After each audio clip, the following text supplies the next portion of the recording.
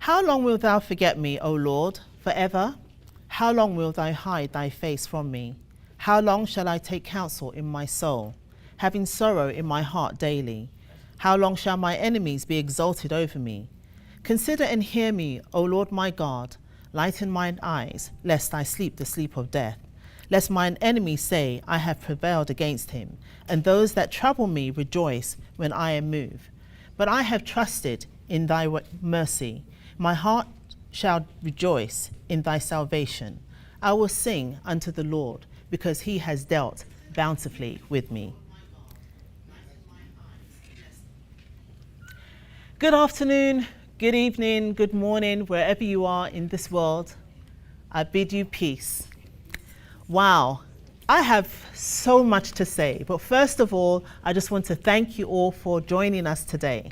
Today we are talking about a subject that's very dear to my heart. It is called, It Is Not Just My Parents' Religion. But before I get into that, I just want to say that we had a fantastic time in Atlanta, Georgia, for the Bible and the Black Man seminar, which took place last weekend. Now stay tuned because there is another edition of this coming up in July. So please stay tuned for that. It was such a fantastic job, and I want to give a shout out to all my brethren out there. You guys did such a wonderful job. I really enjoyed it. Thank you so much. And I pray that the God of Israel continues to guide you as you continue to grow and to spread this truth. So let's get into this lesson. As I said, this title is very dear to my heart. It's not just my parents' religion. But first of all, I need to explain one thing, because as I get into this lesson today, I want to make sure that we all understand that there is only one religion that I am talking about, and this is the Israelite religion. And this goes out to the children, especially of this nation. And parents, if you are joining this nation for the first time, have your children join in if they haven't already done so. And don't forget to share and subscribe and to leave a comment, because it is very important. I have to say though, even just going off my lesson, even before I go into this, I just want to, bring your attention to some of the videos that we already have floating out there. There is one, okay, forgive me because I do not remember all the names. There's one called 66 Books, and the other one's called FYFY. I don't know if that's Fi-Fi or FYFY or whatever, but please watch them, because you know what? This is our youth in their element. And the beautiful thing is, nobody said to them, oh, you should do this, you should go ahead and do this lesson, or, put on this podcast. They have decided to do this from the depth of their hearts. So imagine that, you have young children, they are now looking at being an Israelite as something for themselves. They are now assuming this for themselves. And this is what I really want to get into today. Now, the last time I was up here, we looked at Samuel, right? We looked at 1 Samuel, 1 Samuel. And one of the things that we discovered from Samuel was about his mother Hannah, and how she prayed and she cried, and we even touched on this morning, to the God of Israel for a child. And one of the things that we spoke about the last time that I was here was the womb, the power of the womb. This is such a wonderful, wonderful creation. And as I explained to you before, the God of Israel, he not only made man, he not only made woman, but in woman, right? First you have man, first you have woman, but in woman, he created a machine.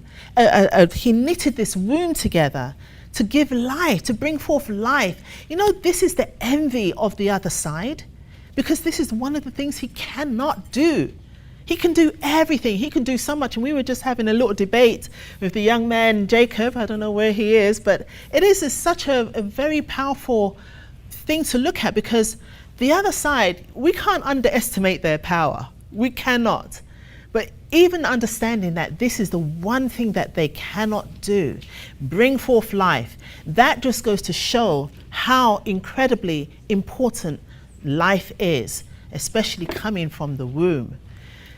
So just bear that in mind. And as I mentioned before, going into Samuel and even just listening to Hannah's story and, her cries and her tears, and all she wanted was to have a son.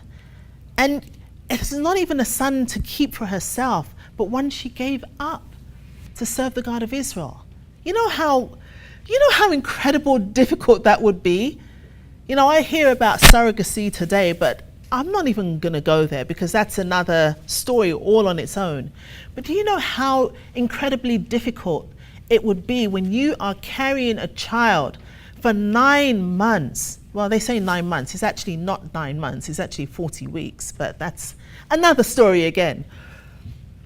But you're carrying that child and the pain you're going through and the joy, and everything's like a dichotomy because you're in pain and you're in love, and it's joyful and it's terrifying and it's everything. You have every single emotions that you've never experienced, emotions that you probably don't even have words for, but you're going through them, every single one of them, and you're going to bringing forth this child. And not just bring forth the child, you are going to labor. Some will be 3 hours, some 24 hours, some 48, some 3 days. You're going through labor to give this child, to give life to this child. The worst thing, the most disturbing thing to me is when I hear of a child killing their parents. That to me is like, whoa, this is what happened there. That's just, whoa. That is crazy, freaky. But just as bad is when the parent kills their child. Wow. Anyway, those are areas let's not go into, because as I said, with a very visual mind, all kinds of stuff's coming here. So let's stay away from that. But just understanding that process of giving birth is so very incredible. Having children is so very incredible.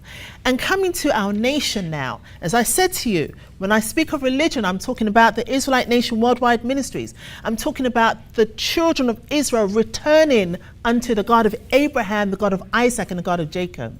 That is what I mean by when I say religion. This is the true essence of religion, returning to our Father, the God of Israel. And this is what I'm looking at today. I'm looking at our children, not just us as parents. Some of us are fortunate to have our parents here. Some of us, most of us, do not have our parents here. We've come upon this by ourselves. Fortunately, the God of Israel has seen it that he blesses us to have this understanding. And just because you're blessed, it doesn't mean that you're just going to sit there and do nothing. What do you do to hold on to this?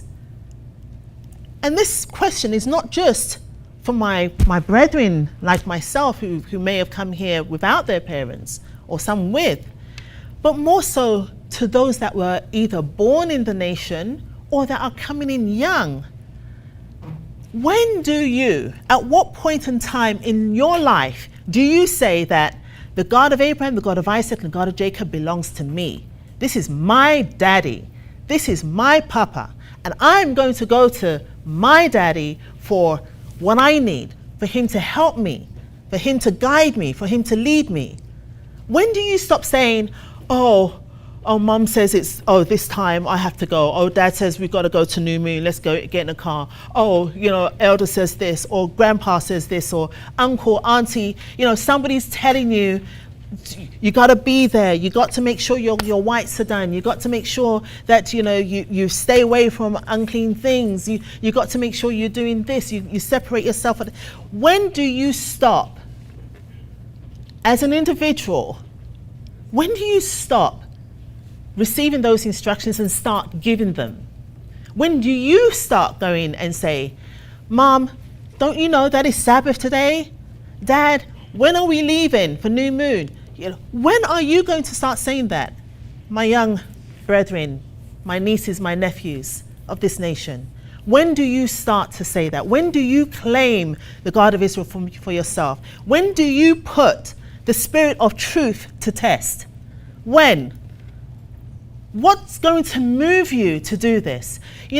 Each era we have a wave of individuals coming to the nation. In my days, when the priests, they were all young men. They were young, they were 19, 20, but they came in and they were so passionate. They were filled with fire. They wanted to do everything. They wanted to take this out here and take it out over there. They wanted to go out there and conquer, because this truth was so sweet, so truthfully, so beautiful. But they didn't have anyone who said to them, hey, by the way, did you pray today? They didn't have anyone saying that to them. They didn't have anyone waking them up early in the morning on a Saturday saying, hey, you got to get to the nation. They didn't have that. They were 19, 18, some of them. And they came in, some of the women very young, tender, young women who decided that the God of Israel was going to be their God. These were young men who said, I'm going to take up the mantle and I'm going to teach the whole world about this God, the God of Abraham, the God of Isaac, and the God of Jacob, under the instructions of our elder Shadrach, who brought this truth to us. How many? What does it take? Guys, think about this. You know, as an incident happened, and I was thinking about it. And I don't want to embarrass anybody, but I was just thinking about it. You know, my son and I, we were at this event, okay? So I'm not going to name any names just because I don't want to embarrass them. But we were at this event, and right at the start, I left to use the washroom. And I came back and he was so angry. He was going, Mom, you set me up. You left me here. They started praying. And I said, listen up, baby, listen. You have to know how to handle this situation because I can't be there all the time. He goes, but Mom, you know, you just set me up. You left me and you left me by myself. And they started praying. They were calling on Jesus and all this. I said, listen, baby. You are not a child anymore. You have to know how to deal with these events. You have to, every situation is going to be different, but you need to be prepared. And then I started to think about the young men that came in at 19 and 20 to learn about this truth. And they didn't have their parents with them. You know, they did not have their parents. And this to me is such a crazy, powerful thing. I often think about young Josiah, and I think about him and his passion to the God of Israel. And I know I mentioned this before, but just imagine this little boy and he's going to tear down the groves and, you know, smash everything down because he realizes what my brethren are doing is absolutely wrong. What are you doing, guys? You're serving another God. You know, what is the first commandment we were speaking about today? Thou shalt have no other God before me. No other God. You think that the God of Israel is just saying it because it sounds good? No, he's saying it for a reason. This is first and foremost. This is fundamental, because without that, how are you going to even progress to do something else? How are you even going to gain the wisdom that you need? Number one. And we say all the time, hear, O Israel, the Lord our God, the Lord is one. One. A child needs to understand that before they can actually move forward. That's the first thing that they need to know. And our children, fortunately, knows that one commandment, that most important fundamental commandment. Okay, so where do you take it from there? Where do you take it from there? Children, I speak to you. I speak to you specifically because it's so very dear to my heart. As much as I am so passionate and elated by the great successes and the blessings, in the back of my mind there's this, you can't relax. As a parent, you never ever relax. I don't know if there is an age. I'm going to ask my brethren. Is there an age as a parent when you relax and you stop worrying about your children, leaving the house, coming home? Is there? No, there is not a moment. There's always this thing, oh, it's a little bit late. Oh, he's gone for a long time. And I have boys, okay? I'm not listen, You think great, you got boys. I have boys. It's more terrifying, especially they are not just boys, they are little black boys. They're black, their skin is this color, and they are out there in the world, and this is how the world judges them. That is terrifying as a mother. And so the only thing I can do, and I think about Job often, I think about Job going out there and praying every minute for his sons, or his children, just in case. Let me go pray for them. And this is what I think about, because I have nothing else. I've done what I think is the best. My husband and I, we bring them here. They were circumcised. They were offered up according to the, traditions of our forefathers. They have Israelite names. They read scriptures. They come here. We try to bring them here as much as possible. Some are baptized. We're trying. But to me, that's not enough. As a mother, I know that is not enough. What makes me happy is when I hear them say, Mom, I'm going to pray. Or Mom, I'm going to fast. That's really, really very, I don't know. Parents, what do you think? Your children come to you and they're talking about prayers and you didn't even push them. To me, that's like, whoa, okay, this might just work. This might just work. But it is very terrifying, and this is what, there was a situation, I know Elder mentioned it a few weeks ago, like my little boy, who just graduated yesterday. Was it yesterday? Yay. Anyway, he just recently graduated, and yeah, we are very proud parents. But it was so funny because he really wanted to get into a particular university.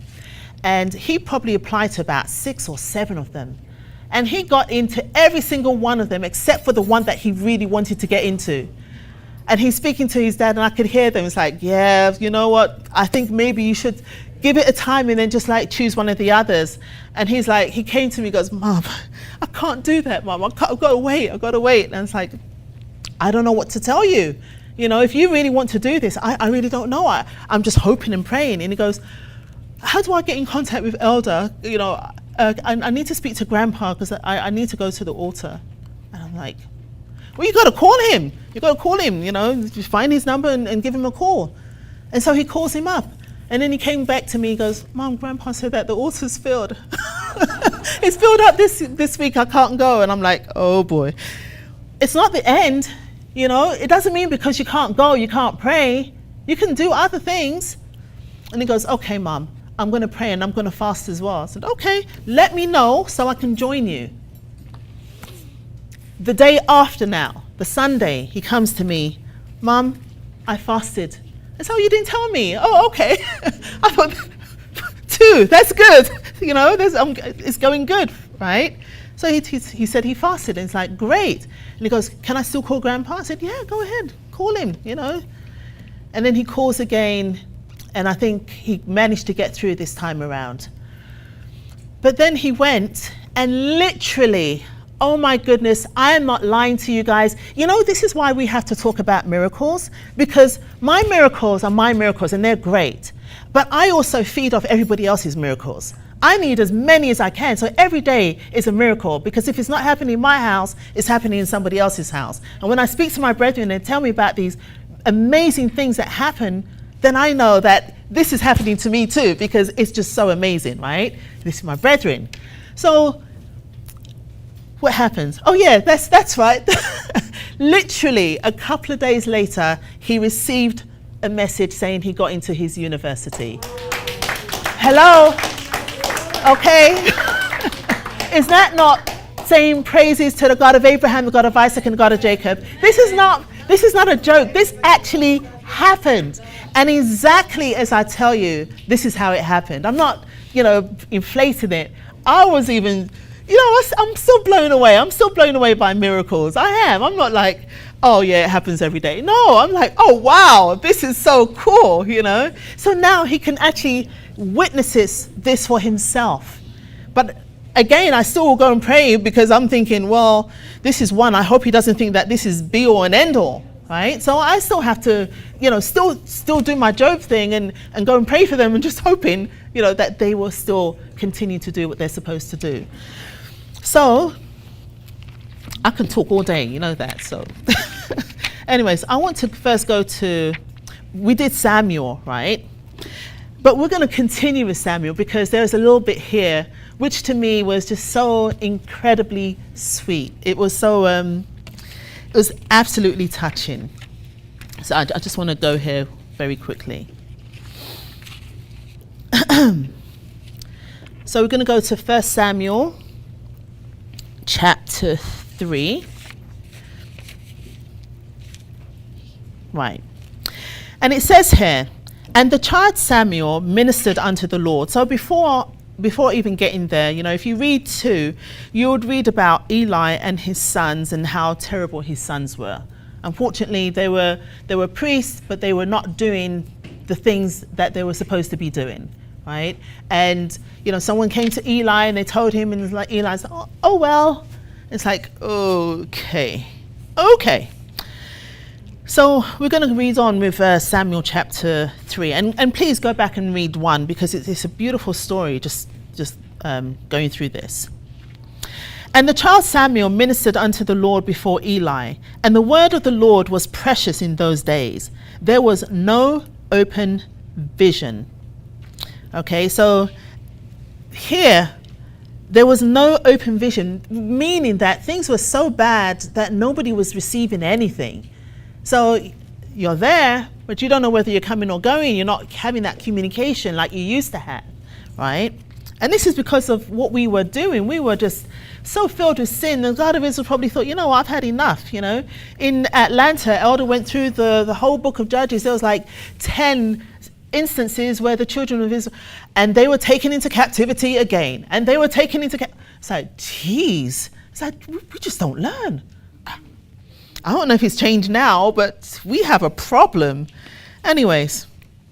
And it came to pass at that time when Eli was laid down in his place and his eyes began to wax dim that he could not see.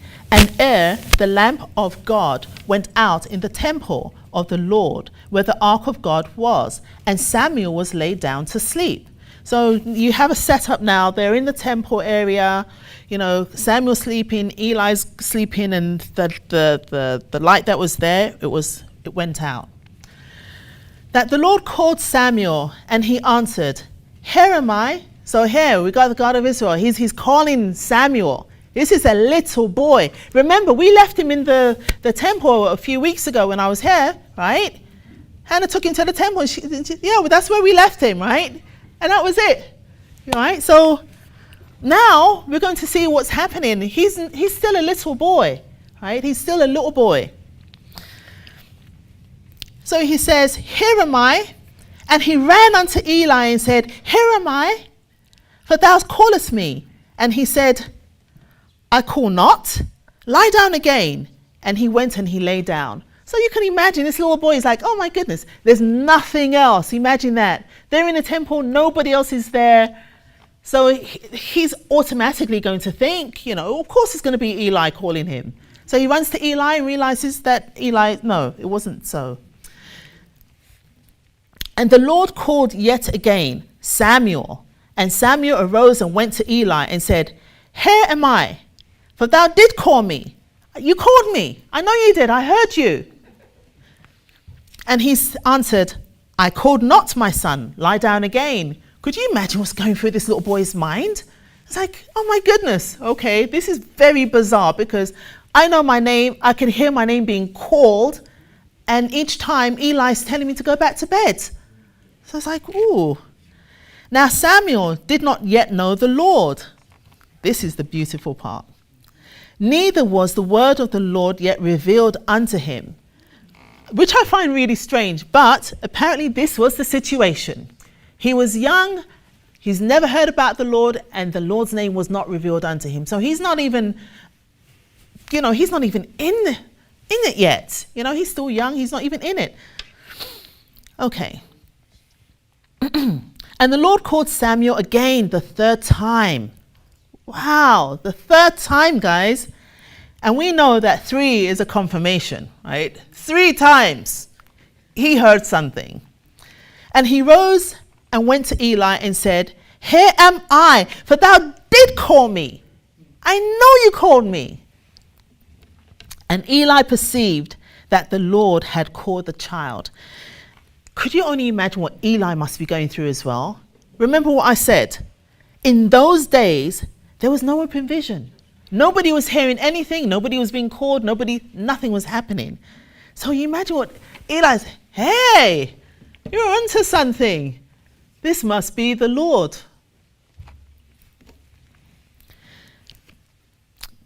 Okay, so where was I? Yes. And the Lord called Samuel again the 3rd time, and he rose and went to Eli and said, "Here am I, for thou did call me." And Eli perceived that the Lord had called the child. Therefore Eli said unto Samuel, "Little Samuel, come here.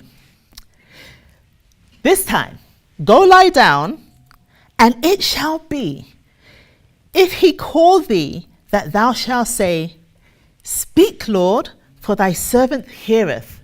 Wow. Does that give you goose pimples? Well, gives me all.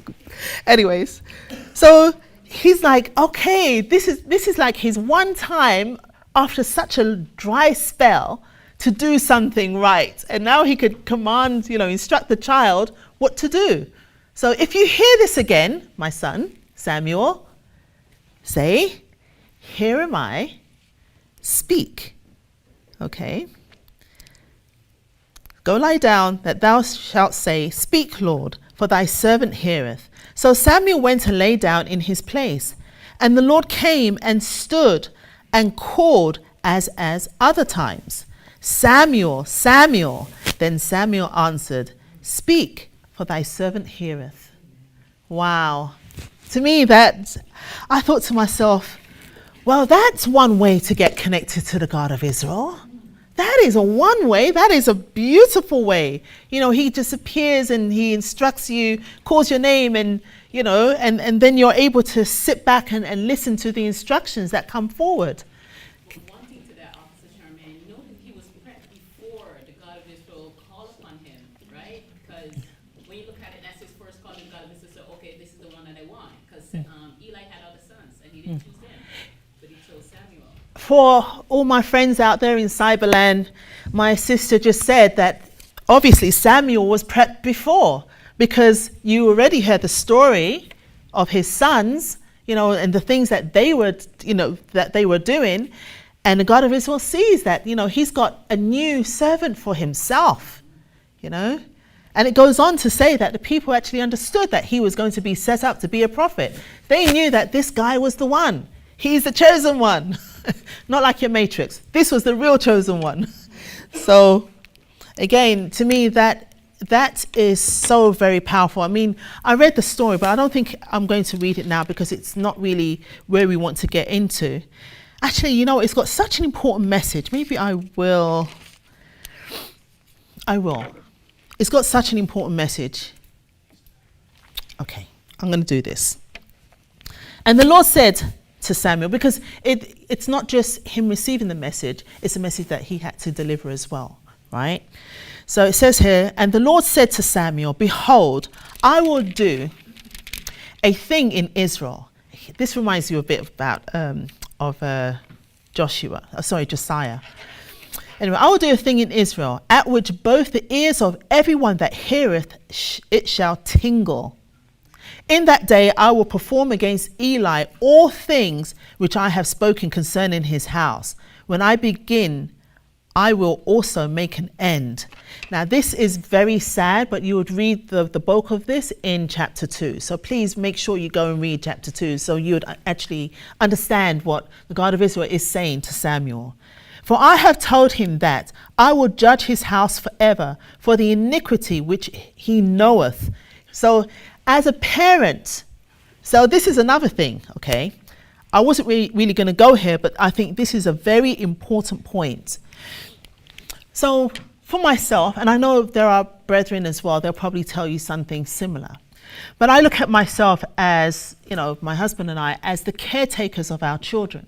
I feel like we are so very fortunate to have these children and to have them in this nation.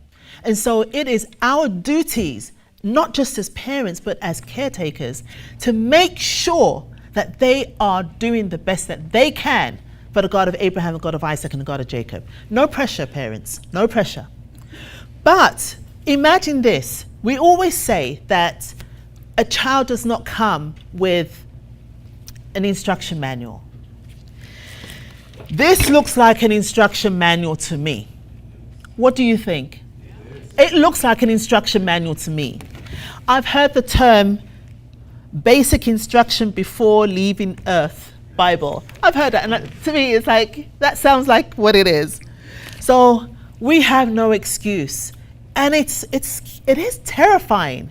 But if we understood that we are responsible, especially when they're young. When they're older, well, you know what? They're pretty much on their own. But as they are growing, it is our duty. Even in the Proverbs, it says, bring up the child in the right way so that he would not depart from the way. This is our job. This is our duty. And unfortunately, in this situation, Eli was not doing that. I don't know what he was doing, but he was not doing that. And so the God of Israel was bringing judgment against him. So these are the things, we should take into consideration. I'm not going to tell you how to raise your child, but I'm telling you, the instructions are here, and it is our duty to do our best to make sure that even when we, stand in judgment, we can say, well, you know what? I did my best. I did everything that I could. Some people's job's easier than others, but you know what? As long as you're a parent, you're always worried about what it is that you're doing. Are you doing the right thing? For I have told him that I will judge his house forever for the iniquity which he knoweth, because his sons made themselves vile, and he restrained them not. And therefore I have sworn unto the house of Eli that the iniquity of Eli's house shall not be purged with sacrifice nor offerings forever. So you can't just go and say, oh yes, I've sinned again. Here's my 2 turtle doves. Here is my ram. You can't, stop at the shop before work, after work and pick up some turtle doves or what have you and take it to the priest or whatever. No, you can't be purged. It's like all the signs were there. Everything was there. But even to how Eli responded, it's like, oh, the Lord does what he does, whatever. It's like, what are you doing? You can't say that. You got to take action. It's your opportunity. And therefore I have sworn unto the house of Eli that the iniquity of Eli's house shall not be purged with sacrifice nor offerings forever. And Samuel laid until the morning and opened the doors of the house of the Lord, and Samuel feared to show Eli the vision. So Samuel, of course, is going to be terrified.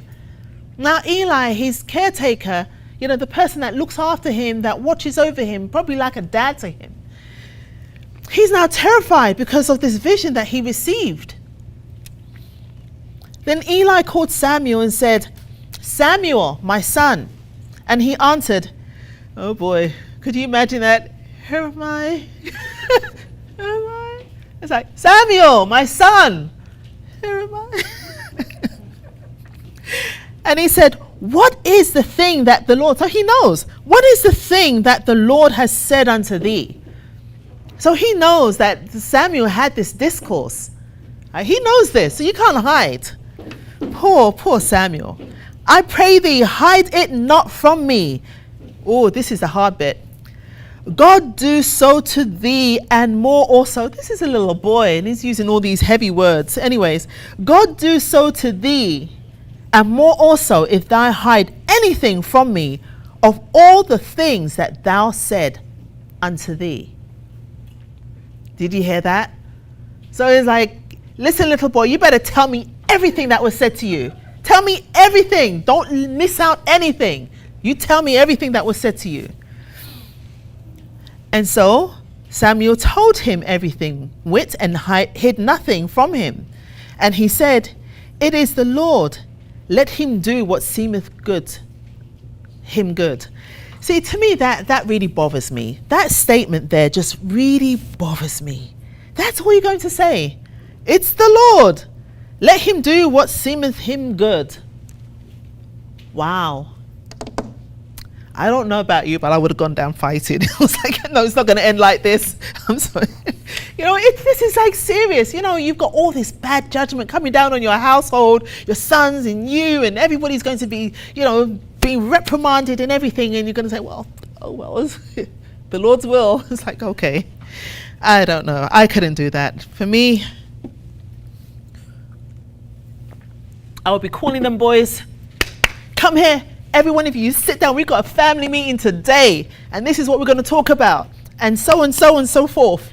And anyhow, anyways, that's how it goes down in our house. I'm sure everyone's got their idea, but yeah. So as you can see, this is the situation with Samuel. And the beautiful thing is, Samuel went on to be one of the major prophets of the God of Israel because he followed the instructions. But not only that, he took the God of Israel for himself. And this is what I really want to drive home today. Claiming the God of Israel for yourself, because children, it's not just my religion. It's not just Priest Andel's religion or Elder Michael's religion or Elder's religion. It's not just about what we want or what we do. What we do, we try to set the path. Some of us do better than others. Some of us are always trying to do well and always failing, but, still trying. But it's not just about what we do, it's about what you do. This world is so big on individualism today. Take this as your individualism and claim the God of Israel for yourself. Start doing those things. I went to a feast last year, I believe it was. It was young Jachem. And you know what his mama said? And that kind of resonates with me all the time. She said, this is not just our nation, this is your nation. You guys now have to take up the reign and decide who is going to do what, when, and where. You can't just wait for instructions. It's your nation. It belongs to you guys. You young folks that's coming up, it belongs to you. You've got to say, this is my God. This is my father, my daddy. This is who I'm going to, talk to when I'm having a down time. This is who I'm going to glorify when things are great. This is what we have to do. We have to do it, and you have to do it. When I say you, children, you have to do this. You've got to test the God of Israel for yourself. And you know what? On the vein of testing, let's go to Judges 6. I have for myself, I've seen so much, I've heard so much. Even before coming into Israel, I know that the God of Israel has protected me. I know he has. I'm going to tell you a little story. I just recounted this story just the other day, right? Yeah, I have time. So just this little story that took place. And this is in our lives, and this is why it's important to remember these things. Elder always says, remember, remember, remember. And I know why. Because if we stop remembering, then we're going to fall into our old ways. And then we're not going to be grateful. And then we're not going to remember, oh my gosh, my life was saved even before I knew the God of Israel. So let me tell you this. So I went to university in northern England, Cheltenham, Gloucester, around that region. I'm going to tell you this number, and let me find out from who actually recognizes this number or this area. I lived at 23 Cromwell Street. It doesn't ring a bell, does it? It does ring a bell. Oh, somebody recognizes this. So there am I, minding my own business, going to university, coming home. I lived in this apartment, which was so very disgusting, but as a student, that was all I could afford at the time. From the kitchen, from the living room, where it was nice and toasty, I would have to walk through the corridor with a parka jacket, a big coat, to go into the kitchen. Kitchen was huge, but it was freezing. It was all mildew on the sides. Each of the doors had a deadbolt. Do you know what a deadbolt is? When those big dirty old locks, right? So each of the doors on the outside had a deadlock. It just so happened, I remember coming home from university one time, and I went into the washroom, and on the toilet, on top of it, there was a footprint. So someone tried to come into the house, but they couldn't get through. So this is one, oh, thank you, God of Israel. I didn't even know you then, and you protected my life. But this was the biggest shocker. When I eventually came to live here, 1 year later, I got a call. You know what the call is? You were living next door to a serial killer. Yeah, I lived next door to a serial killer, Fred West. Yes, look him up. He lived at 25 Cromwell Street.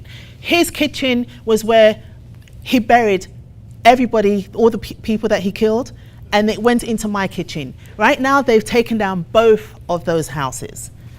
Yes, okay. It was bad. And so for little things like this, little things, big things, whatever you want to call it, I say, thank you, God of Israel. Thank you, because I'm a young woman living by myself in this derelict place. On top, there were like drug dealers, flat 2, flat 3, that's where I was. I had no clue, none at all. And next door, his home, you would never know because it was always pristine. On the outside, it was nice, pristine. Everything was lawned, manicured, paved, perfect. Yeah, I came here and I found out that, oh my gosh, I could have been victim number whatever. Yeah. So for that reason, I say, the God of Israel, he shows his miracles in 1,000 different ways every single day.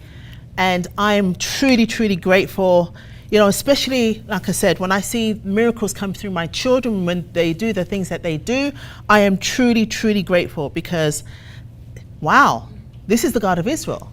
One question to that, Officer Sherman, just to put it up there. Were you searching for the God of Israel at that point, even though he was protecting you before you came? I was searching for something, I was searching for something, but I didn't understand my search until I actually gave birth to my son.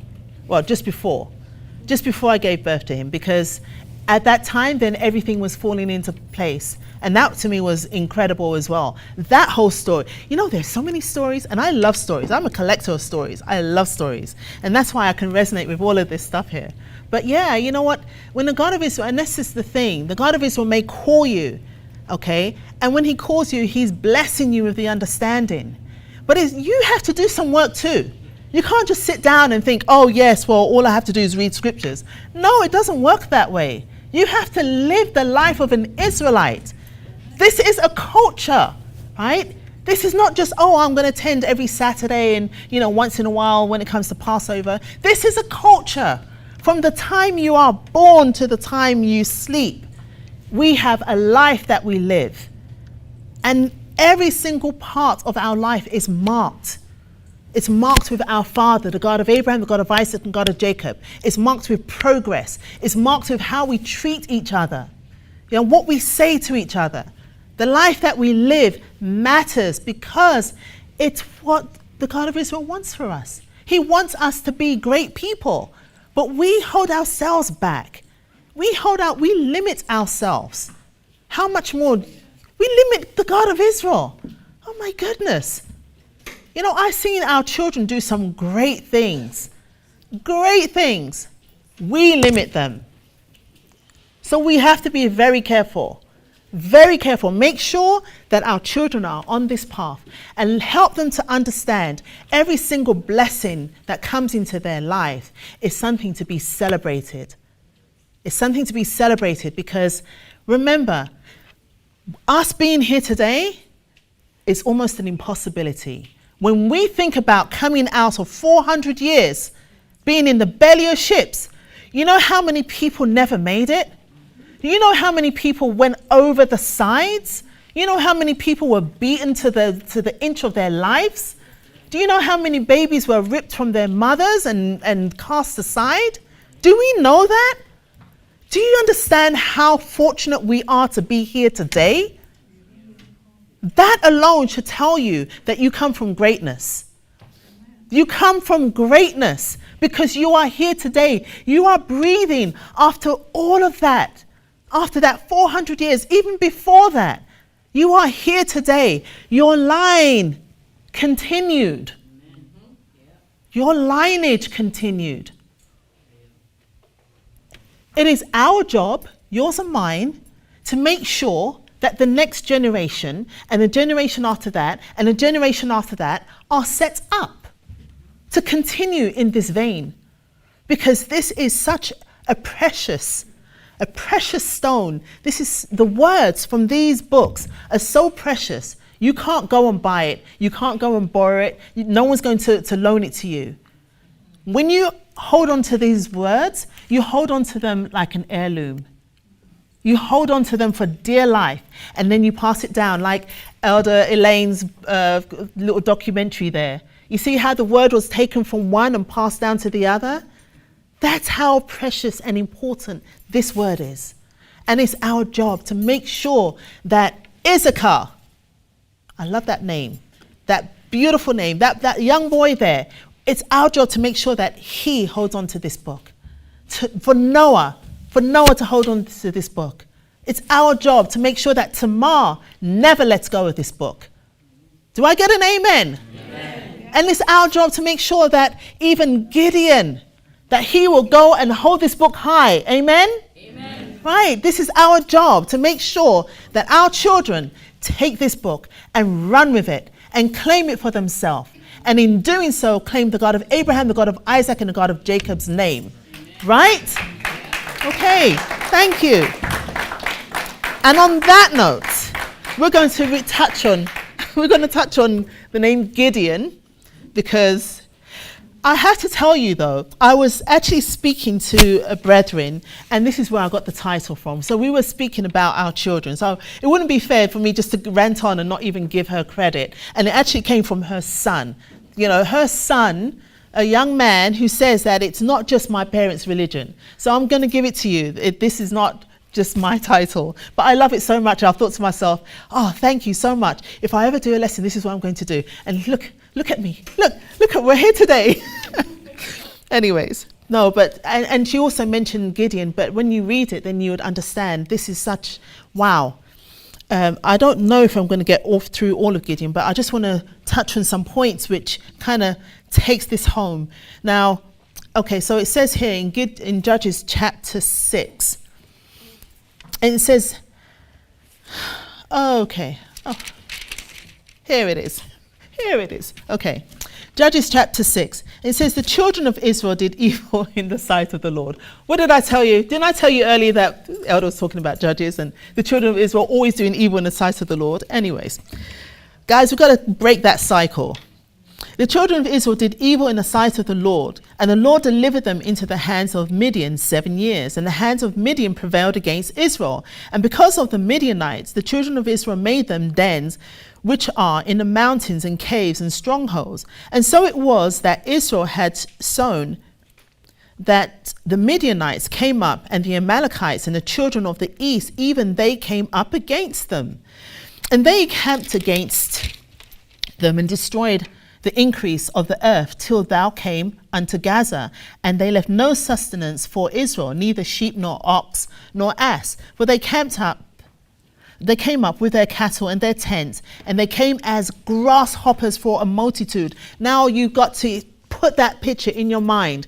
You imagine a field of grasshoppers. You cannot count the numbers. They are just there. They are dense in their numbers. They are just out there. Right? So this is the multitude of the people that came up against our foreparents.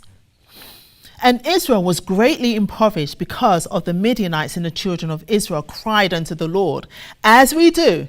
Okay, so we cried unto the Lord. And it came to pass, when the children of Israel cried unto the Lord because of the Midianites, that the Lord sent a prophet unto the children of Israel, which said unto them, thus saith the Lord God of Israel, I brought you up from Egypt. Remember our memory. We've got to remember this. I brought you up from Egypt and brought you forth out of the house of bondage. And I delivered you out of the hands of the Egyptians and out of the hands of all that oppressed you, and drave them out before you and gave you their land. Look at all the things that the God of Israel has done for us, his people. And I said unto you, I am the Lord your God, fear not, the God of the Amorites, in whose land ye dwell, but ye have not obeyed my voice. Israel, we have not obeyed the voice of the Lord. And there came an angel of the Lord and sat under the oak, which is in Ophir, that pertaineth unto Joash and the Abiezrites, and his son Gideon threshed wheat by the winepress to hide it from the Midianites. And the angel of the Lord appeared unto him and said unto him, the Lord is with thee, thou mighty man of valor. We have mighty men, right? Yes, we have mighty men. And I have to tell you, those guys in Atlanta, they really work, okay? Those guys, they really work. Got to give it to them. And Gideon said unto him, O my Lord, if the Lord be with us, why then is all befallen us? Again, you see what's happening. It's like, we're supposed to be a great people. You're supposed to be the greatest God, but how come we're not like we're supposed to be? So he's understanding. He knows from the stories of his foreparents about what the God of Israel did. And even the God of Israel declared what he did, right? O Lord, if the Lord be with us, why then is all this befallen us? And where be all his miracles? Where is all these things that used to happen? So he's heard the story. When our fathers told us of saying, did not the Lord bring us up from Egypt? But now the Lord has forsaken us and delivered us into the hands of the Midianites. And the Lord looked upon him and said, go in this thy might, and thou shalt save Israel from the hands of the Midianites. Have not I sent thee? You don't need to question. I have now sent you. You know, the communication has now begun. So Gideon, claim the Lord for yourself and win. And he said unto him, O my Lord, wherewith shall I save Israel? Behold, my family is poor in Manasseh, and I am the least of my father's house. And the Lord said unto him, surely I will be with thee, and thou shalt smite the Midianites as one man. And he said unto him, if now I have found grace in thy sight, then show me a sign that thou walkest with me. Depart not hence, I pray thee, until I come unto thee and bring forth my present and set it before thee. So Gideon's like, okay, before you show me your signs, just wait, don't go anywhere yet. And he said, I will tarry until thou come again. And Gideon went and made ready a kid and unleavened cakes of an ephah, and flour and flesh.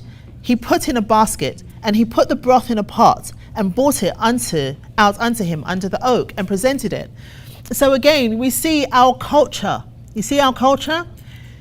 He's not just asking for a blessing. He's going to fill his belly first. He's like, I'm going to make sure that he's good and satisfied because I want a good blessing. I want a good rapport after this point. So see, food is very important. Very important. And the angel of God said unto him, take the flesh and the unleavened cakes and lay them upon this rock and pour out the broth. And he did so. Then the angel of the Lord put forth the end of the staff that was in his hand and touched the flesh and the unleavened cakes, and there rose up fire out of the rocks and consumed the flesh and the unleavened cakes.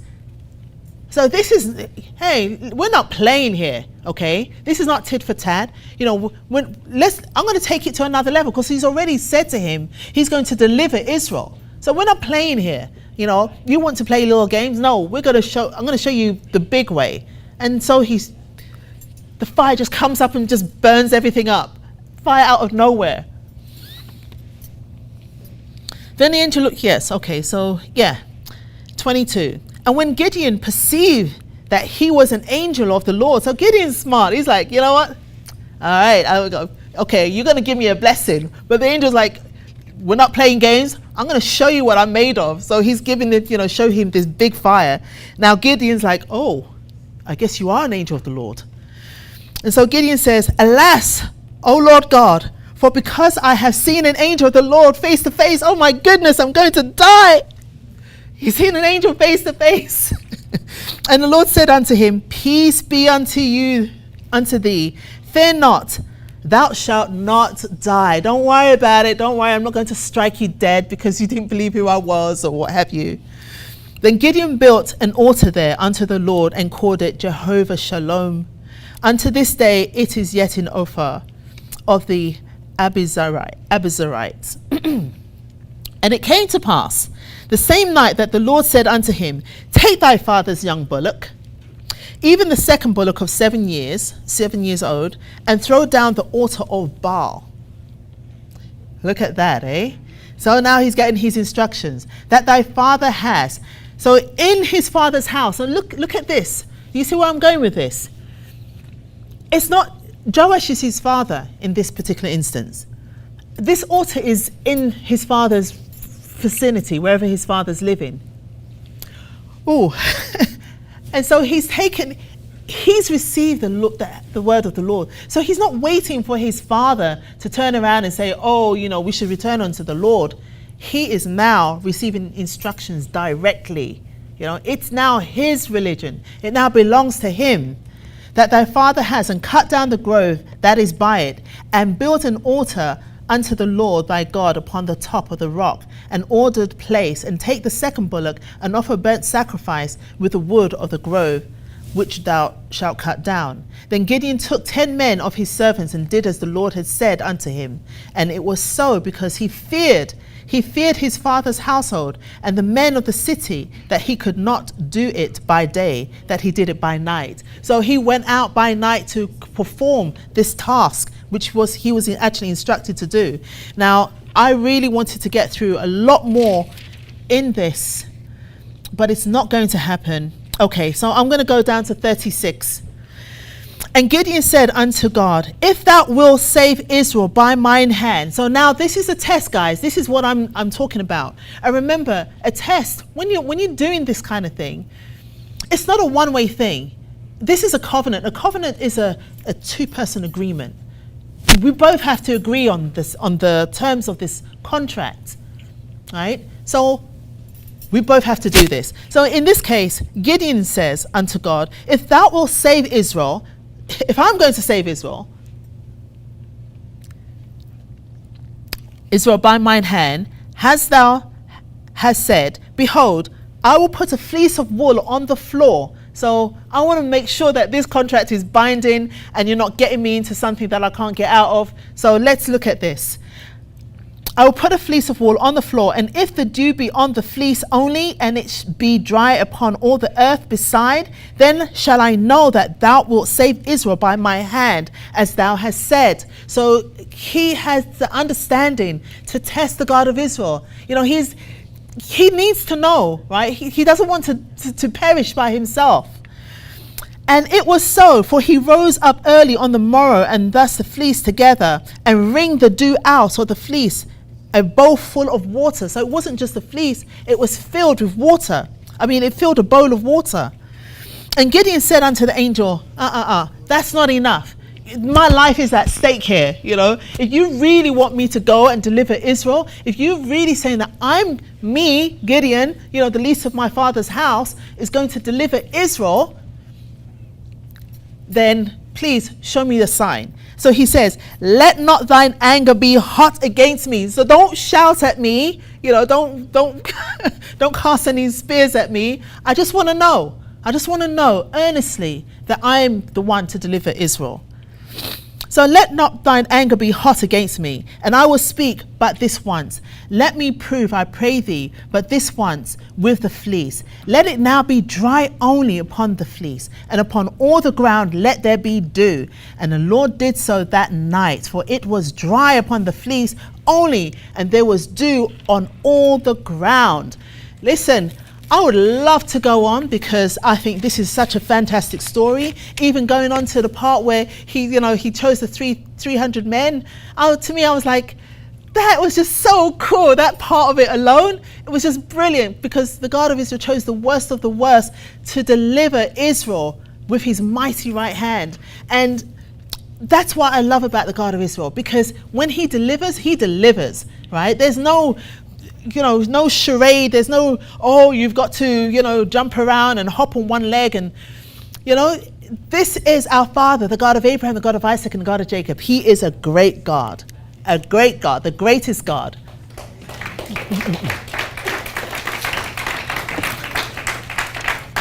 So, my dear friends, thank you once again for coming out. And we're going to have the professor.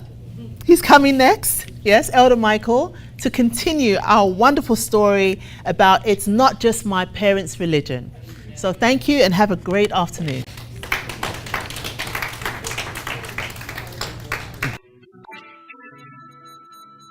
Hello.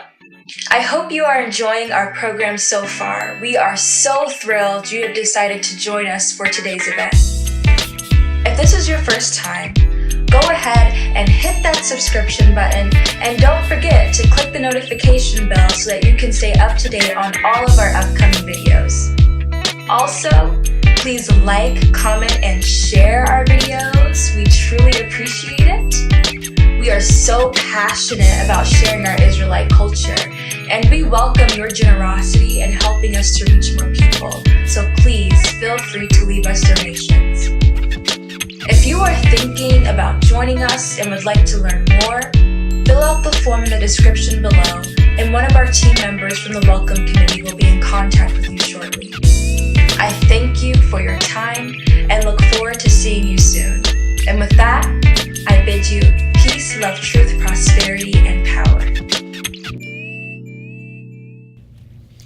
Why do the heathens rage and the people imagine vain things? The kings of the earth set themselves, and the rulers take counsel together against the Lord and against his anointed, saying, let us break their bands asunder and cast away their cords from us. He that sitteth in the heavens shall laugh. The Lord shall have them in derision. Then shall he speak unto them in his wrath, and vex them in his sore displeasure. Yet have I set my king upon my holy hill of Zion. I will declare the decree. The Lord hath said unto me, thou art my son. This day have I begotten thee. Ask of me, and I shall give thee the heathen for thine inheritance, the utmost parts of the earth for thy possession. Thou shalt break them with a rod of iron. Thou shalt dash them in pieces like a potter's vessel. Be wise now, therefore, O ye kings. Be instructed, ye judges of the earth. Serve the Lord with fear, and rejoice with trembling. Kiss the Son, lest he be angry, and ye perish from the way, when his wrath is kindled but a little. Blessed are all they that put their trust in him. Greetings, ladies and gentlemen, brethren, guests. Welcome again to the Israelite Nation Worldwide Ministries. This, of course, is our opportunity to share with you the wisdom of the God of Abraham, the God of Isaac, and the God of Jacob. This is our delight. This is what we enjoy most of all. And we're doing this because this is our mandate. This is why we were chosen. So when we are here sharing with you the wisdom of the God of Abraham, the God of Isaac, and the God of Jacob, just remember, this is why we were selected. Of all the people on the face of this earth, he chose us to do this. And we are honored. We are not only honored, we are delighted to bring to you this wisdom. So the subject today indicates that this is not just our parents' religion, So it indicates that there is more to it than just our parents. We also have a role to play.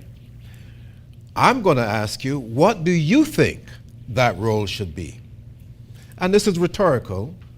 You don't have to give me an answer, but I want you to think about it as we continue this dialogue. Think about how you could take advantage of this religion. Now, first of all, let me set the tone, as Officer Charmaine did, and thank you, Officer Charmaine, for this great introduction, because you've taken it to a level that I wouldn't have known what to do there. But what is religion? Religion, I like to think of it as the return of the Israelite to his or her father's house according to the terms of his covenant. I want you to think about that again. The return of the Israelite, because here's the re part, right? Re suggests that we were there before. Legion now indicates that there is something legal about this return. You're not just going to show up to the house. There is something that is going to be stipulated with regards to your behavior. And I want you to take a look at this when you get a chance. Don't just take me at my word. Investigate it for yourself and put it together. But this is the return of the Israelite. When I say the return, it means we were there before. We're going back to a father's house. So you should ask yourself, why was there separation? Good question. Glad you brought that up. There was a separation because we were disobedient. And like any good father, any good parent, the child or the children will have to be punished. We were punished. Now, obviously, the God of Israel is not going to come down and take one of us and beat us up. No. He put us in a state whereby he could call other people, other nations, to do that beating for him. And that state, of course, is called slavery. Slavery. We spent 400 years in slavery. 400 years. And trust me, do your research. Wasn't nice. So when the nations have done whatever they have done, however they wanted to do it, it is not our business to get upset. They're doing what they're supposed to do. If we had done what we were supposed to do, then it would be a different situation. I've said it 1,000 times, and I'll say it again. You cannot be the criminal and the judge at the same time. I use that when I talk about reparations. You cannot enslave me and then sit in the judgment seat. That doesn't make sense, right? Because you stole me, or well, in some cases you did, in others we were sold, and you bought, which is okay, that's fine. The point I'm making here is we have to look at the big picture. We cannot be nitpicking and saying, well, they don't like me because my skin is black or whatever. That has nothing to do with it. The situation is we were bad, we had to be punished, and we were punished. Now we're in the second stage. We have to go back. We have to get back to our Father's house. And you might say, well, how is it that, we were there before, and how did we get to be so bad, so terrible? That is a question that you would have to investigate.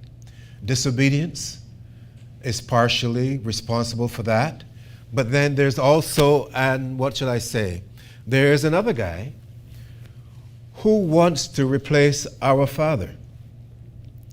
And he would do anything to disrupt the relationship between the Father and the children. And trust me, he is very good at what he does. So if this is why when the Father tells us to do certain things, and we will cover some of them, we have to be very mindful and very obedient. If we should violate once or twice, trust me, it becomes a habit that we cannot break. So you want to be very careful when you look at what is written, as Officer Charmaine said, in our manual. And this, by the way, was, and we'll talk about this later, is a book that was put together from our holy documentation, our holy scriptures. So this book was written by us, about us, for us. So we have no excuse with regards to our behavior. We have to take this seriously. Why? Because the day of judgment is at hand. So you cannot pretend to be a saint. You have to act the part. You cannot be a thug and then say, why are you punishing me for this? Because that's not part of the instructions. We are supposed to be leaders, not followers. I know a lot of people have issues with that. Why? Because you want to look like everybody else. You want to have your hair. Now, I don't like to complain about hair because I didn't bring mine today. But you know what? There's always next week. I'll bring my hair next week and you will see how natural it is. Yes, sir. Yes, ma'am. I don't try to imitate other people. I don't have to be in the latest fashion. And this is a habit that we have, something that we have to let go of. Do not follow. Instead, lead. I'll tell you why. It's not because I don't want you to be however you want to be, but the people that you are following, trust me, they're following you. So how does that work? You're following them, they're following you. Well, who's following who? It's confusion, isn't it? So stop and think about it for a moment. The other nations want to be just like you. They will go to vast extremes to look the way you look. But as you know, they can't do it. But it doesn't stop them from trying. All I'm saying to you is to take a good look at the state of the world in which we live. How would you define the state today? Isn't it one of confusion? Isn't it, I like to think of it as a state of immaculate deception. Because it's governed by lies, it's governed by vanity, it's governed by violence, it's governed by, brainwashing. And I can go on. There's war. There's high prices for food and gas. There's people now that are struggling that normally would have been living a comfortable life. And nobody seems to care about this. So I have to step back and ask myself, well, who is in charge here? And when you look, you see Christianity at number 1, and Judaism number 2, Freemasonry number 3, Islam number 4. Or maybe I got the numbers wrong. But they're there at the top. They are running this world. So my question to you then is, if you want to serve a God, would you pick one of those 4? Again, it's a rhetorical question, but you have to decide for yourself. Because there is nothing but total confusion. But we have a method. So we know the state of the world. It's built on those 4 philosophies I named. It's governed by immaculate deception and violence. And then, what is the solution? How do we fix this problem? Well, there's always the God of Israel, right? But you have a problem trusting him because you didn't listen to him in the first place. That's why we end up 400 years as slaves.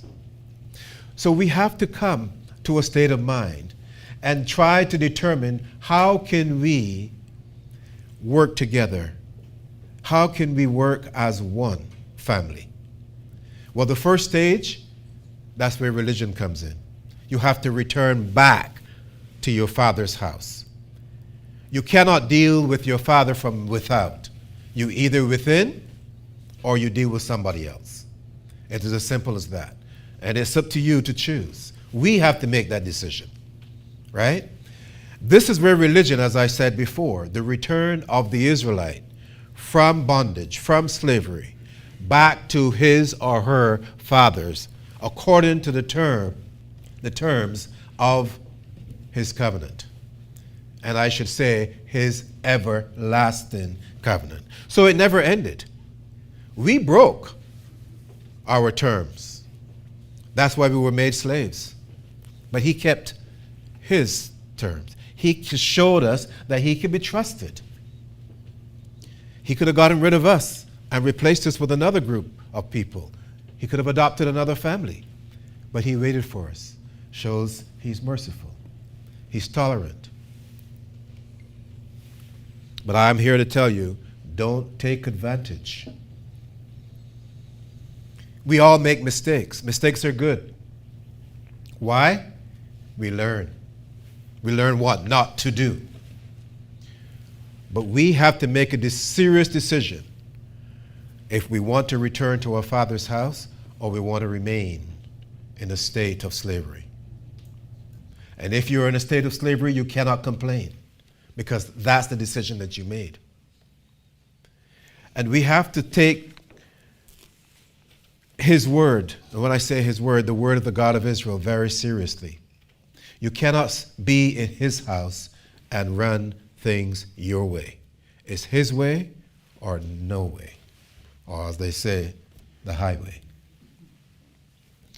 So we have our Holy Bible, which, as was stated earlier, is our manual. This is the good thing. You're not just coming back. You're not just entering into His home without a guideline. It's all there. Remember, when I say return to our Father's house, I'm not just talking about just another father. I'm talking about the creator of heaven and earth. Have you seen the sun lately? What about the moon and the stars? Okay, maybe that's a little far-fetched. Look in the mirror. What do you see? You see the sun?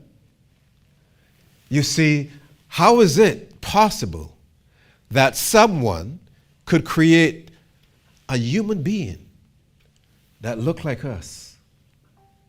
2 hands, 2 legs, a head up here as opposed to be down there, and all the other little details that you have that I don't have, because you're better looking and all of that. The point I'm making is, doesn't He deserve some credit, some praise? When you look in the mirror, do you say, damn, I look good? Or do you say, thank you, God of Abraham, God of Isaac, and God of Jacob? We said both. You say both. Which one do you say first? It's okay. I don't believe you. But it's all right. It's okay. Even if you give Him the credit second, at least you know why you're doing it. And this is the important point. We need to glorify the God of Israel.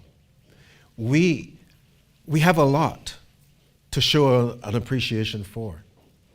I mean, even though we are not at the top, remember, I named 4 philosophies that are at the top. They are the most miserable, disgusting people on the face of the earth right now. I have a comment to that, Elder Mike. Go right ahead. I was at work, and no, I'm working in the Khazar area, so I said, okay, let me bring my 7 branch so I can show it off, right? So some of them come in, oh, I like your menorah. I said, it's a 7 branch. So one of the customers came in yesterday, goes like, oh, I like your menorah. I said, no, it's a 7 branch. He goes like, you know the Jews are being treated bad? I goes like, no, they're the top, they're the one that runs the world. He goes like, yes. And then the conversation was over. So if it's any bad treatment, they're the one that are doing it. Yes, go ahead, please.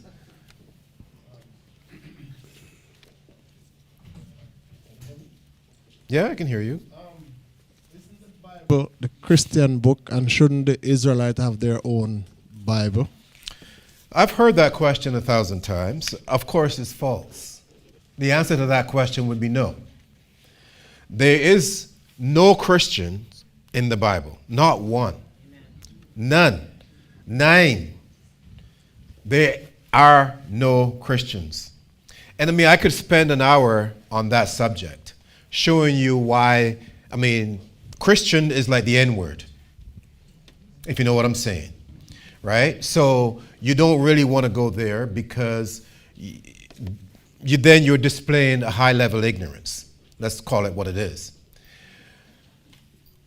There is no Christianity in the Bible. There is no Judaism in the Bible. There is no Freemasonry in the Bible. There is no Islam or Muslims in the Bible. There is no, who would I miss? Hebrew Israelites in the Bible. Yeah, that too. My point is, why don't we work first with what is there, and then we could explore what is not there out of curiosity. But at least common sense dictates that we Work with what is there, what is natural, before we get into speculative analysis. So this is the key. We want to see the truth. Put the truth first at all times. Then we can speculate when we got nothing better to do. It's as simple as that. So, again, two things. We are one family, believe it or not.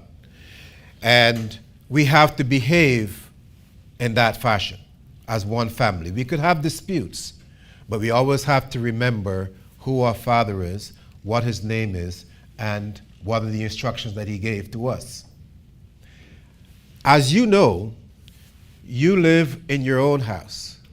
You're not responsible for the neighbor's activity. You don't know what they're doing in their house. You don't know what they eat for breakfast or what they eat for dinner. It's none of your business, right? You don't know how they do their cleaning, when they do their laundry, none of your business. Every house has its own domain, has its own style, its own pattern. We have to get to know ours first before we move into somebody else's and start to dictate or want to criticize them. It's very important that we be confident about whom we are and whose we are, first and foremost, before we try to get into another arena. Because if you try to do that, it causes confusion. It makes you look bad. And guess what? You're not going to accept your defeat. Naturally, you're going to try to put the blame on somebody else when you're the one responsible for your issues.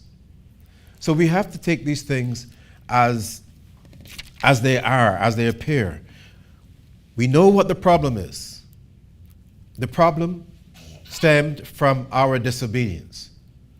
It put us in a position, what I like to call a deficit, spiritual deficit position, because we didn't do exactly what our Father said to do. And in case you're wondering, while I'm on it, let us go to the book of Deuteronomy, and let me show you what I'm talking about, just to put everything in perspective, because I could go on. Deuteronomy chapter 4, and we'll read from verse 5. Deuteronomy chapter 4, verse 5 says, "Behold, I have taught you statutes and judgments, even as the Lord my God commanded me, that ye should do so in the land whither ye go to possess it." Now, this is Moses speaking to our Israelite forefathers. And he's telling them what transpired and what is expected of them now. All right, verse 6. He says, "Keep therefore and do them, for this is your wisdom and your understanding in the sight of the nations, which shall hear all these statutes and say, surely this great nation is a wise and understanding people." My question to you is, have you kept these laws, statutes, and commandments? Again, it's rhetorical. "For what nation," verse 7, "for what nation is there so great, who has God so nigh unto them, as the Lord our God is in all things that we call upon him for?" In other words, there is nobody as great as us. Why? Because we have the creator of heaven and earth as our Father. Okay? Verse 8. "And what nation is there so great, that has statutes and judgments so righteous as all this law, which I set before you today?" Moses is making it clear. There is no comparison when it comes to the Israelite nation. Zero. Nada. Nine. Verse 9. "Only take heed to thyself, and keep thy soul diligently, lest thou forget the things that which thine eyes have seen, and lest they depart from thy heart all the days of thy life. But teach them to whom? Thy sons and thy sons' sons." Teach them. So not only are we supposed to be obedient, we are supposed to be the teachers of this doctrine, first to our own family and then to strangers who may be called to serve the God of Israel. It's very significant. This is very powerful indeed. This sets the tone for our behavioral pattern. Verse 10 says, "Especially the day that thou stoodest before the Lord, thy God in Horeb, when the Lord said unto me, gather me the people together, and I will make them hear my words, that they may learn to fear me all the days that they shall live upon the earth, and that they may teach their children. And you can go on and read the rest at your convenience. But this is what I'm talking about when I'm talking about obedience, when I'm talking about our behavioral pattern, when I'm talking about our service to the God of Abraham, the God of Isaac, and the God of Jacob. Remember, this is so significant. We're dealing with the creator of heaven and earth here. This is not just average. Again, we talked this morning about the making of man and woman. And I'm always in awe of the wisdom of the God of Israel. If you notice that man and woman were the latter or the last creations. Why? Because the God of Israel wanted to be sure that he had all the necessary dynamics that enhance life before he put the man and the woman on this earth. You had water, you had light, you had vegetation, you had perfect soil, you had everything. And then when all of that was in place, create a man, and then took from the man, created a woman. You see, notice the woman came last. That's why she's the most beautiful. She had all the natural ingredients. Isn't that amazing? I mean, come on now. Think about it. The later the creation, it's almost, I could say, the higher the level. Think about it. I mean, I don't want to get in here because I know there's a lot of guys here, some of them bigger than me. They might hurt me. But my point is, the woman is smart. And she is beautiful. So let me ask you this. Why do these people here, the Christians, the Khazars, the Muslims, and the Freemasons, why do they try to put two boys together? When you have a beautiful woman that could not only cook and give good advice, amongst other things, just to name a few, why would you put two men? Does that make sense? I mean, come on now. Colin, you have an answer? I mean, okay. So you might be tall and handsome, so what? After 2 weeks, we're done with you. We don't need you anymore. But you have a beautiful lady, like Danielle, like Patricia, like all the others in the room. You want them forever. Not just for a day or two. We could use Colin for a day or two. Bye. See you. We appreciate you, Colin. You're wonderful. But when it comes to beauty, I'm sorry, we just don't have it. You know what I'm saying? I'm including myself. I just don't have that. Yeah. So, again, I like the practical application of the wisdom of the God of Israel. And even if you have a hard time with your wife, think about your mother. Think about your mother. And think about it this way. Had it not been for her, where would you be?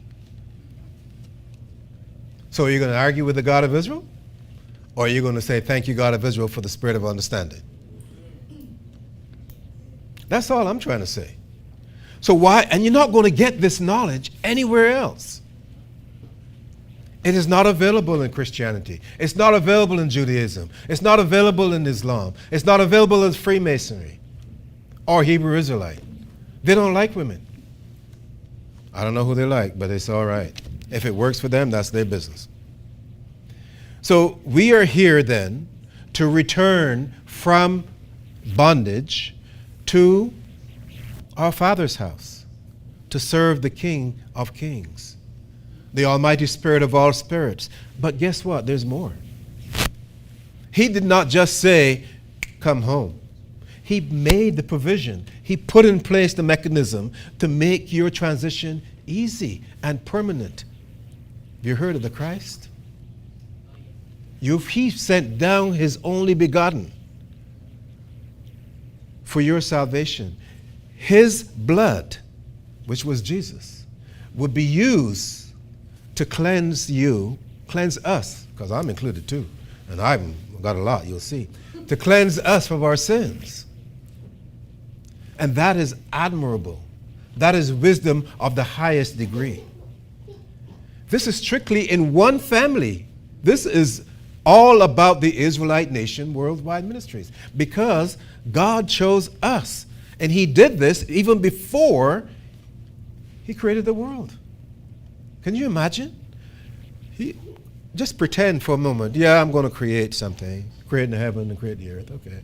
But you know what? I need a family. Yeah, I'm going to have the Israelites. Now, none of us are born. Abraham's not even there. But yet he selected us first. I like that.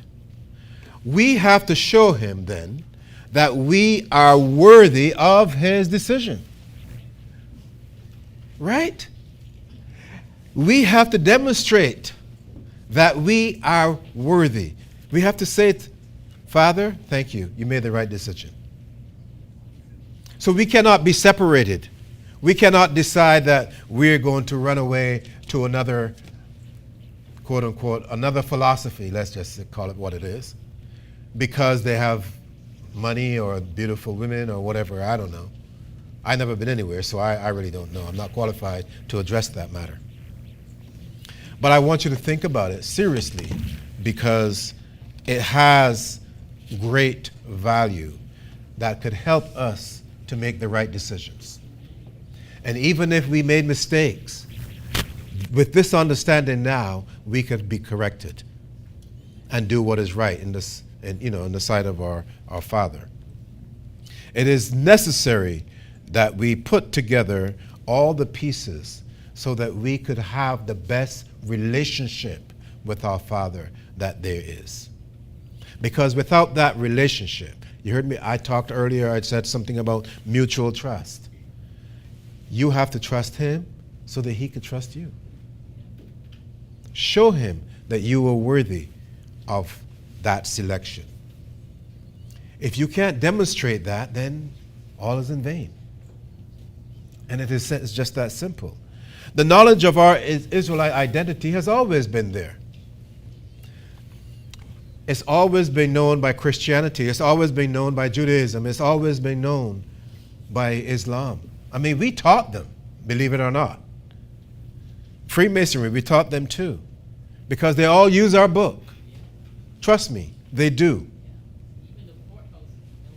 They have to swear on our book when they go to court. Why? Because our book is the standard of truth. And if you swear on the standard of truth and you don't follow the instructions of the book, well, what does that say about you? That you're one of the biggest hypocrites on the planet. Because how are you going to swear, so help me God, and then when the people of God come and say, hey, whatever, you're supposed to do this, you're supposed to do that. Yeah, no, we got Jesus, or we got Jesus, or whatever. Again, to each of his own. We're not here to criticize. We're just here to educate, because that is the reason we were selected. We were chosen by the God of Israel to witness unto his word, which is to teach. And you can read that in Matthew 19, 16 to 20. We are the ones that were chosen to teach all nations and baptize those that qualified when the time is appropriate. It's just that simple. It is not a mystery. But some people just choose to disregard the word, but yet they can tell you about Jesus. Like, give me a break. Is that hypocrisy or is that ignorance? Or both? So we know the state of the world. We've explained that to you. We know the solution, right? And of course, the solution has to do with our religion, meaning our return to our God. That is what religion is. It's an act that reconciles us with our Father, the God of Abraham, the God of Isaac, and the God of Jacob, because we've been away for 400 years. And in those 400 years, we've been bombarded with just about everything to try to turn us away even further from our Father. So now the time has come for us to take advantage of this opportunity that is presented before us and say, you know what? I am going to stand for the truth. I am going to make a difference. I will no longer follow. I have determined I want to lead henceforth. But these are personal decisions that we each will have to make.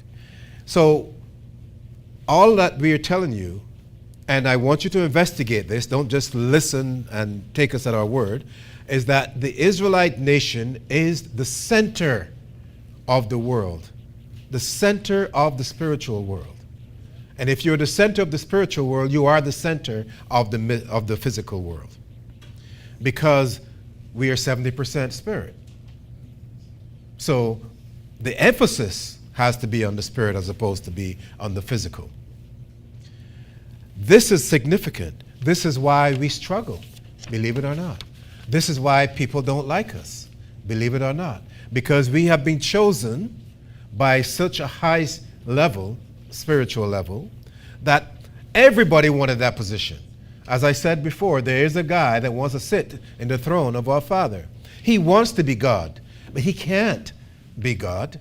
So what does he do? He attacks God's children. Who are God's children? Israelites. So again, this is not about color of skin or appearance. This is about the truth versus the lie. Because in order for him to try to impress you, he has to lie to you. He has to try to deceive you.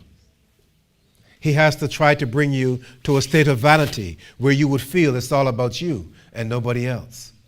In other words, it's called brainwashing. It's called high-level ignorance. Look around the world today. Don't matter where you look. It's everywhere. Everywhere. This is why they're fighting amongst themselves. The people don't know this is the third war that they're fighting. The first two were Christianity and Judaism were fighting those wars. Why? They serve the same God. Why would they be fighting? Why is Putin and Biden fighting? They're both Christians. Why? That doesn't make sense. Now, don't get me wrong. You can have a dispute. Families do. But, hey, just carry on. Let things be. If you don't see it, look for it. Look for the immaculate deception, and you will see the answer to all of these things that you've always wondered about. You have, and I'll call it what it is, Lucifer and his 33% hellboys. And they are the ones who are trying to take full control over this earth. They have a certain leverage right now. But as far as, you see, here's the thing, and this is why you are so important. Because if you bow down to them, they've got it made in the shade. Regardless of the fact that they have 99% of the earth, if they don't have us, they're not winning. But once they get us, they've got it made in the shade. And that's why you and I, we have to be careful. We have to be mindful of what we say, what we do, who we call upon, when we do it, etc., etc. And I don't care if you're in college or university, at high school or working, regardless, you have to be careful because they know who you are. Trust me, I've said it 1,000 times, I'll say it again. Elder Shadrach was not the first to know that the children of slavery are Israelites. Elder Shadrach was the first to do something about it, do something constructive about it. The rest of the world knew. That's why you were made slaves. And this is what the world, why do you think your history is not taught in the school system? And if you try, they would do everything to remove it. But of course, I mean, I've looked at some of the things they try to do, and I would remove it too. Because some of the stuff they're telling you don't make any sense. And then they're trying to tell you that Black Lives Matter. Black lives only matter if you remember the 400. If you have no understanding of the 400 years that we spent from 1619 to 2019, then you cannot appreciate yourself as children of slavery. And if you can't appreciate you, how are you going to tell somebody else about you? What are you going to tell them? How are you going to complain if they treat you? You can call it racism if you want. There is no such thing as far as I'm concerned. It's just the lie over the truth.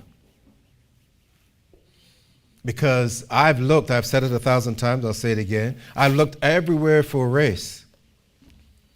And I haven't found any except in athletics. And I tried to, there's Hosea.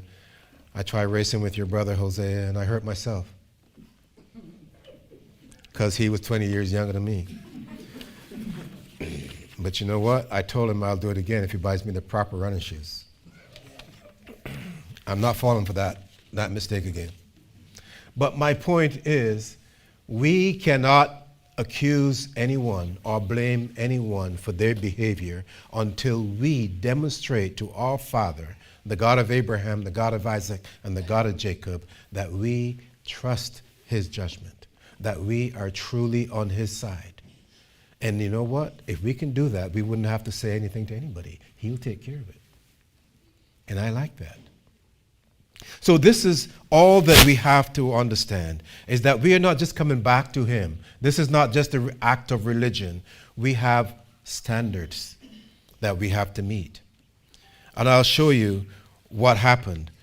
As I said, Elder Shadrach was the first to do something constructive about the children of slavery, their culture, their history, and all of that.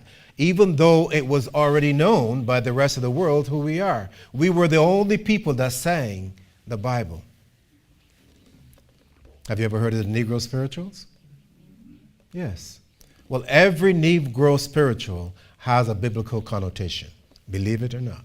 And if you don't believe me, and there's probably about 10,000 of them, take your pick. And then you will see. And these were slaves that sang without going to college. They sang the Bible. So, again, that alone should make you feel special. It should give you a sense of pride so that you can walk with your head up and even your chest out. A sense of dignity. Because at the end of the day, where other people are struggling, we're singing. We can rap, you know? And our lyrics represent the wisdom of the God of Abraham, the God of Isaac, and the God of Jacob. You see, did you hear that, Jacob? Good. You could put that in your next rap. I'll do the background vocals if you want. All I'm trying to say here is there is an everlasting covenant with the God of Israel. We have to be mindful of it, and we have to live accordingly. Because without that covenant, we are nothing but trash. We have to return to our Father's house. That is where the concept of religion is activated. We have to know the name of our God. And it was since 1985 that our Elder Shadrach introduced us to these concepts. Again, he didn't go to Harvard or UFT. Don't get me wrong, if you have a chance to go, please take advantage of it. But he was chosen by the God of Israel to do a specific job. And he has done a great job. Every child should know the name of his or her father. Until our elder came, the name of God was not known. Now, I can understand that. Why? Because the people in the world were not on the side of God. They were not part of his family. So there's no reason why they would know his name. But for us, it makes a difference. We have to know his name because he is our father. He chose us. And had it not been for our elder, we would not know his name that was given to Moses. How is it then, you should ask yourself, 400 years, nobody knew the name of God? Elder Shadrach came along and taught us that name, giving us the proof that we could find in the book of Exodus chapter 3, 13 to 15. Michael, that shows how the God of Israel also always sit in a searching for the right person to deliver his message to his people. Not only that, he put his emphasis on that covenant that we signed with the blood of our circumcision. And we failed to uphold, but he has kept his side of the bargain. So if all of this is part and parcel, this is our second time around, we have to be mindful. We have to be mindful. And we have to share that relationship, not only with him, but with each other. Because some of us are stronger than others. I'm not the strongest here. Let me admit that. And I'm willing to look to Colin and anybody else for that strength, if I can. Share that strength. And once we then pool our resources, we can see the difference. It'll be very constructive. There'll be nothing negative in our family. So we have to know the name of our Father. We have to be able to, let me put it this way, we have to be able to put forth that legitimacy. It's easy to say, yeah, I'm in Israel. You know, I remembered one of my Khazar friends came to me one day and he's telling me, oh, yeah, I'm a Jew from the tribe of Levi. I almost died with laughter. Almost died with laughter. I said, my friend, I don't know where you learned this, but I put out the chart and I showed him. I said, take your pick. Take your pick. You got 12 choices here. But you can't have both. You know what I'm saying? And again, I laughed. I pat him on the shoulders because, I mean, can I take you seriously? I can't. Can't do that. Can I get angry with you? No, you kidding? My job is to teach. My job is to educate. I don't care who you are. You talk foolishness. If you're willing to listen, I got you. I might charge you a little something under the table, but it's okay. That's all right. My point is, when I finished educating him, he wanted to touch his forehead with mine. No, we're not doing that. No, sir. Bye. See you. And it was that, done. Where other people would create animosity and get angry, we don't do that here at the Israelite nation. We're smarter than that. We're more mature. We always reflect on our national mandate, which is to teach all nations. And if he was doing the right thing according to our standards, which are the only standards that matter, we would have had him baptized. I'm sure Priest Stanley, Priest Freddie would have baptized him that year. But that's another story. I wanted to go to the book of Isaiah, chapter 45. Well, let's go to 43 first, because there's so much here that I want to read to share with you, because we have to understand that when the God of Israel say what he says in this book, it is not just to fill the pages with words. There is a strong meaning behind these words. Let's go to 43. It says, but now, thus saith the Lord, that created thee, O Jacob. Again, it's not for the world. He's narrowed it right down, right there to the Israelites. And formed thee, O Israel. Now, there's a difference, but we'll get into that another time. Fear not, for I have redeemed thee. I have called thee by thy name. Thou art mine. You going to argue with him? No. Embrace the wisdom. When thou passest through the waters, I will be with thee. And through the rivers, they shall not overflow thee. When thou walkest through the fire, thou shalt not be burned, neither shall the flame kindle upon thee. Now we have evidence of our walking through the water, and the water saluted us. Hear, O Israel, the Lord our God, the Lord is one. The Red Sea, don't you remember that? Well, when the water parted, it saluted at the same time. Now, I know that's a little bit advanced for some of you, but it's okay. We'll get to that another time. We also came through the River Jordan. It's not just the Red Sea that parted. The River Jordan parted too. Look at that one day and you'll see what I'm talking about. And we came through. It's beautiful. Verse 3, for I am the Lord thy God, the Holy One of Israel, thy Savior. I gave Egypt for thy ransom, Ethiopia and Seba for thee. Do you know what he's saying here? Egypt, the most powerful nation on the face of the earth at the time. He gave that up for us. Your question should be, to whom did he give it? Well, all you have to do is look at the state of Egypt today, or even look at the state of Egypt in the old days when Pharaoh was running it. And you see one of the most prosperous, but one of the most evil regions on the earth. It was prosperous because Joseph established that prosperity. An Israelite, our brother Joseph.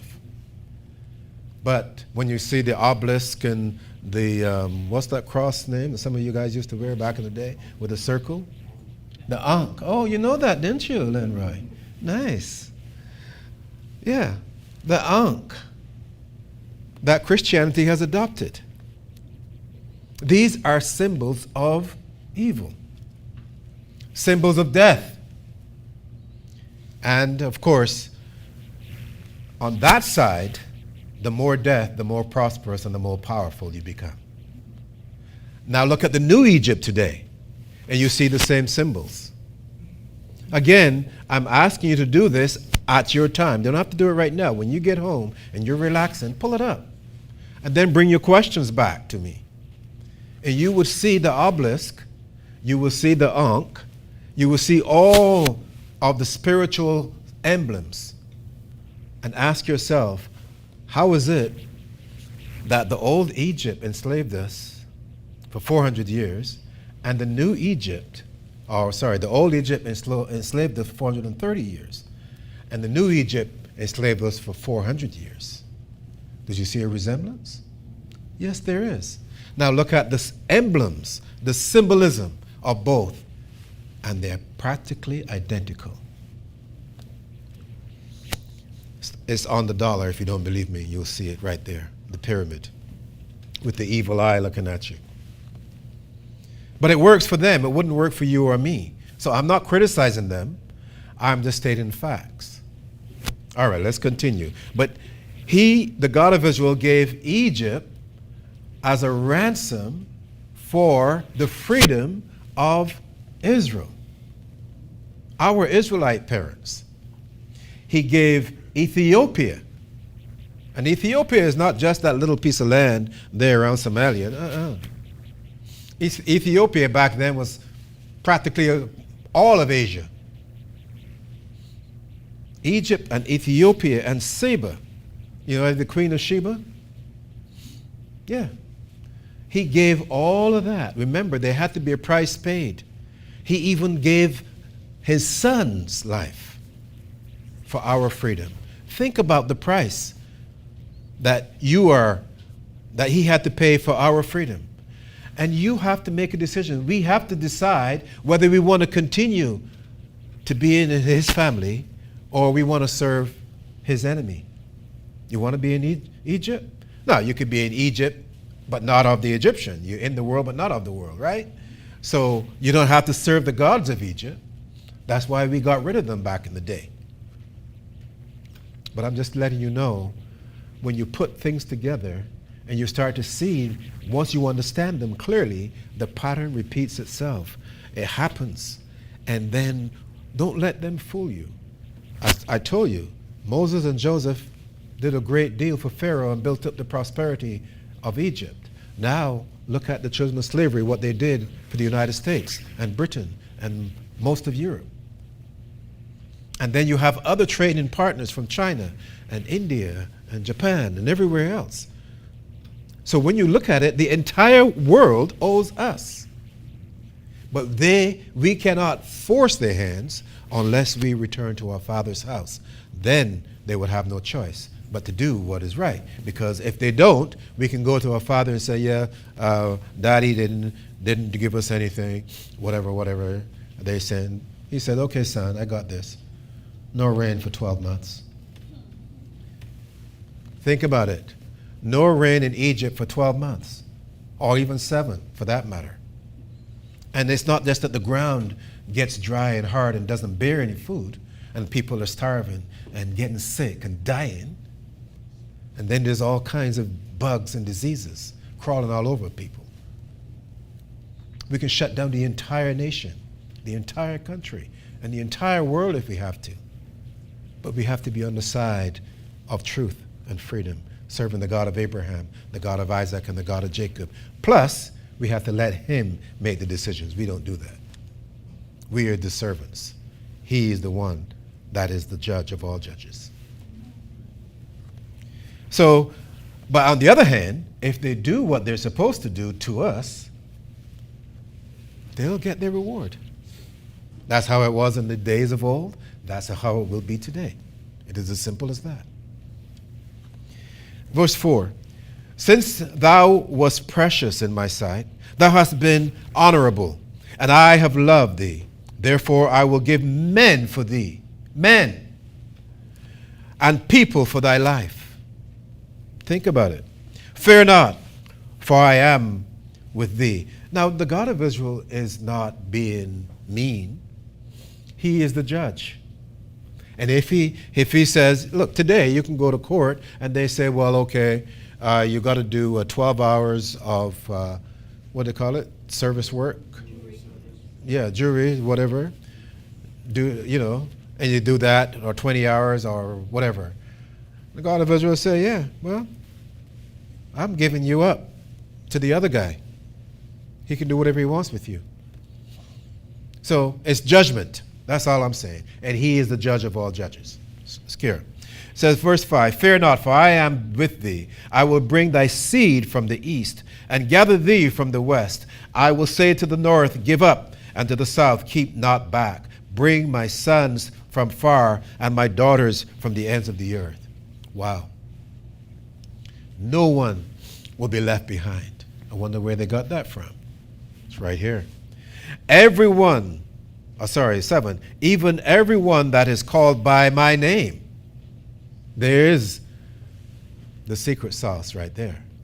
Called by my name. For I have created him for my glory. I have formed him. Yea, I have made him. So it is not just you calling yourself Israel, or you calling yourself whatever, Hebrew Israelite, or whatever you want to call yourself. It is what the God of Israel have stipulated. That's what it comes down to. And if you don't know the God of Israel, whatever you're doing is in vain. Simple as that. 8, bring forth the blind people that have eyes, and the deaf that have ears. Let all the nations be gathered together, and let the people be assembled. Who among them can declare this, and show us former things? Let them bring forth their witnesses, that they may be justified. Or let them hear and say, it is truth. Ye are my witnesses, saith the Lord, and my servants whom I have chosen, that ye may know and believe me, and understand that I am he. Before me there was no God formed, neither shall they be after me. I mean, I rest my case, ladies and gentlemen. There's no point in trying to debate with this. This is truth. He is saying, bring me. If you think you're smarter, yeah, come. Show me what you're working with. Right? He says, I am the one. Before me, there was no God. So how come all these other gods are everywhere now? But yet he is willing to let you have your God. But Israel, not when I say you, I mean the world. But Israel, we are committed and dedicated to him. Case closed. So our Father is willing to give the world, give that up.